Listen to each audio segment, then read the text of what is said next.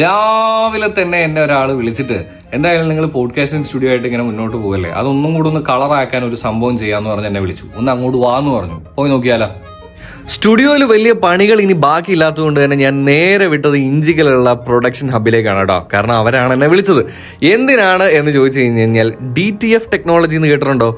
അത് വെച്ച് പ്രിന്റ് ചെയ്യുന്ന പരിപാടിയിലേക്കാണ് കേട്ടോ. അതേ 1/2 മണിക്കൂർ കൊണ്ടാണ് അവരെനിക്ക് ഈ കിഡിലനായിട്ടുള്ള പ്രിന്റ് എടുത്തു തന്നത്. എൻ്റെ ലോഗോ ആയതുകൊണ്ട് പറഞ്ഞതല്ല കേട്ടോ.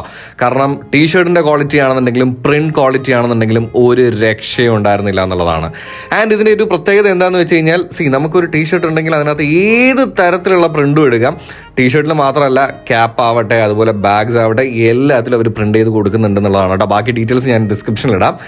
ആൻഡ് സ്റ്റുഡിയോ എന്തായി എന്ന് ചോദിക്കുന്നവർക്ക് കാണിച്ചു തരണം എന്നെൻ്റെ മനസ്സ് സത്യം പറഞ്ഞു കഴിഞ്ഞാൽ പറഞ്ഞുകൊണ്ടേയിരിക്കുന്നുണ്ട്. പക്ഷേ 30-ാം ദിവസത്തെ പഞ്ച് പോയില്ലേ? വെയിറ്റ്.